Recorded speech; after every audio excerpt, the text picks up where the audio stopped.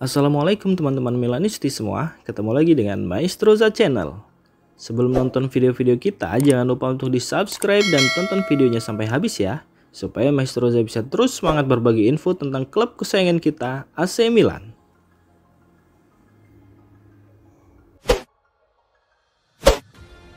Francesco Camarda, sensasi remaja berusia 15 tahun yang baru saja membuat debutnya di San Siro bersama AC Milan, merangkum perasaannya yang melimpah dalam momen yang menjadi tonggak penting dalam karirnya. Dalam refleksi yang dipostingnya di halaman Instagram, Camarda menyampaikan terima kasih kepada para penggemar dan merangkai emosinya pada malam itu.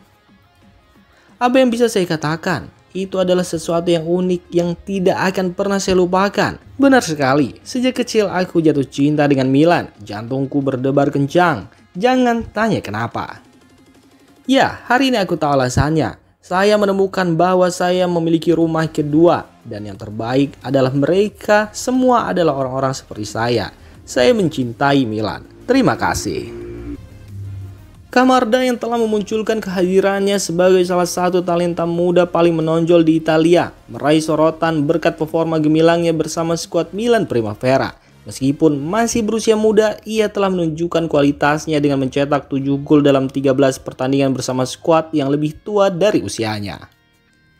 Dengan pencapaian debut yang spektakuler di Serie A, Camarda tampaknya akan melanjutkan perkembangannya bersama AC Milan Primavera untuk beberapa bulan mendatang, menunjukkan potensinya yang luar biasa di dunia sepak bola.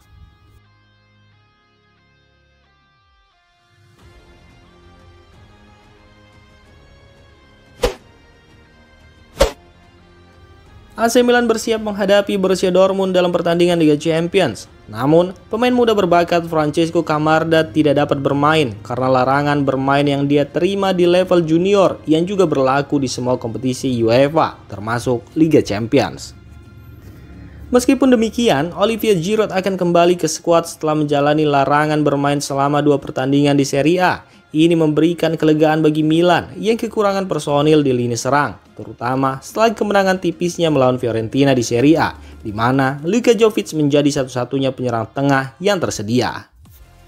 Meskipun Camarda membuat sejarah sebagai debutan termuda di Serie A berusia 15 tahun, 8 bulan, dan 15 hari, dia tidak bisa bermain di Liga Champions melawan Dortmund karena skorsing kartu merah yang diterimanya dalam pertandingan UEFA Youth League melawan Paris Saint-Germain. Selain absennya Camarda, Rafael Leao dan Noah Okafor juga diperkirakan akan absen karena cedera, meninggalkan Milan dengan beberapa pemain kunci yang tidak tersedia untuk pertandingan penting ini di San Siro. Namun, kehadiran kembali Giroud memberikan sedikit harapan bagi Milan untuk menambah kedalaman di lini serangnya saat melawan Borussia Dortmund. Rossoneri akan berusaha memaksimalkan opsi yang tersedia dalam upaya meraih hasil positif di Liga Champions.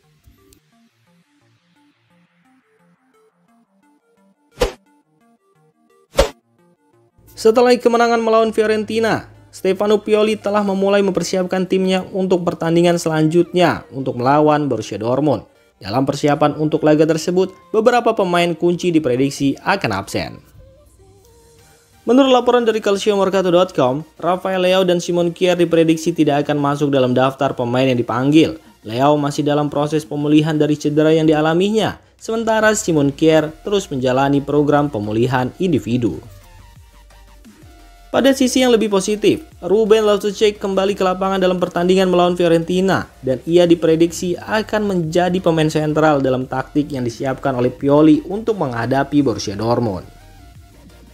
Loftus-Cheek diharapkan memainkan peran penting dalam peran gelandang serang dan bertahan, mirip dengan peran yang dimainkan oleh Bennacer tahun lalu. Hal ini diharapkan akan memberikan kebebasan lebih besar bagi pemain nomor 8 itu, dengan Rade Krunic mendukungnya di lini tengah bersama Tijani Reinders yang diperkirakan akan menggantikan Tommaso Pobega.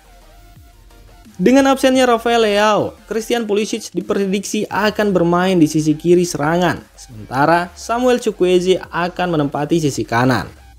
Olivier Giroud akan kembali ke peran utamanya sebagai ujung tombak. Dengan demikian, formasi 4-3-3 kemungkinan akan berubah menjadi 4-2-3-1 saat dalam fase transisi.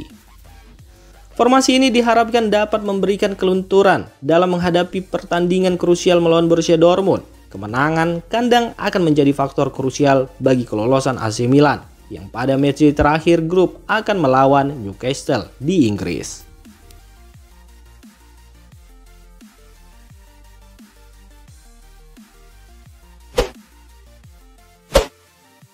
Sementara kita menantikan pengumuman resmi tentang kembalinya Zlatan Ibrahimovic, Mike Mignon telah menegaskan dirinya sebagai salah satu, jika bukan satu-satunya, pemimpin utama dalam tim AC Milan.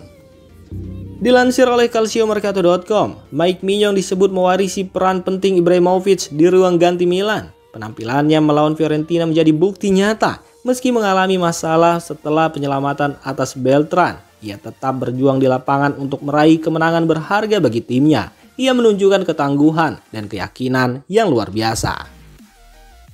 Jika Theo Hernandez mencetak gol penentu dengan penalti yang ia hasilkan sendiri, Mike Mignon dianggap sebagai penyelamat dari hasil itu. Reaksi cepatnya saat menghadapi tendangan Mandragora adalah tindakan yang hanya bisa dilakukan oleh kiper kelas dunia, menandai kontribusi pentingnya dalam meraih 3 poin untuk Milan.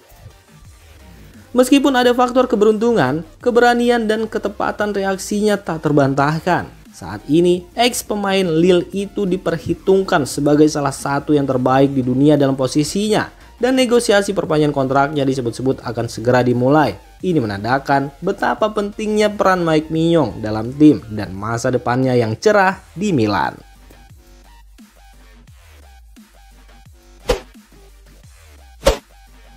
Bologna dikabarkan berencana untuk kembali bernegosiasi atas kesepakatan pinjaman dengan opsi pembelian untuk Alexis Saelemaekers.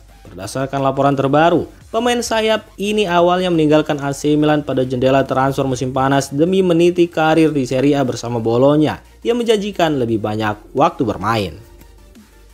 Mengutip calciomercato.com, Saelemaekers memutuskan untuk menetap di Serie A dan bergabung dengan Bologna guna mendapatkan jaminan waktu bermain yang lebih konsisten. Tujuannya yang utama adalah kembali memperkuat tim nasional Belgia, dan performa gemilangnya bersama Bologna telah membantunya mendapat tempat di skuad nasional. Kini fokusnya adalah mencetak gol perdananya bersama klub tersebut.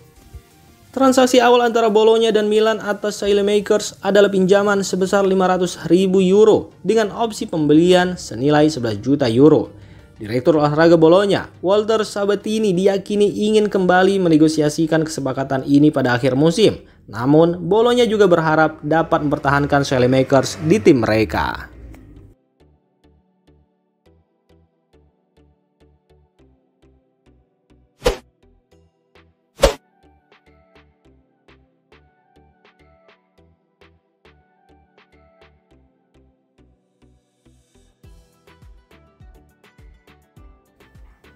Demikian informasi dunia sepak bola terupdate hari ini. Untuk kamu yang gak mau ketinggalan seputar informasi sepak bola Eropa, silahkan like, subscribe, dan share video ini. Terima kasih.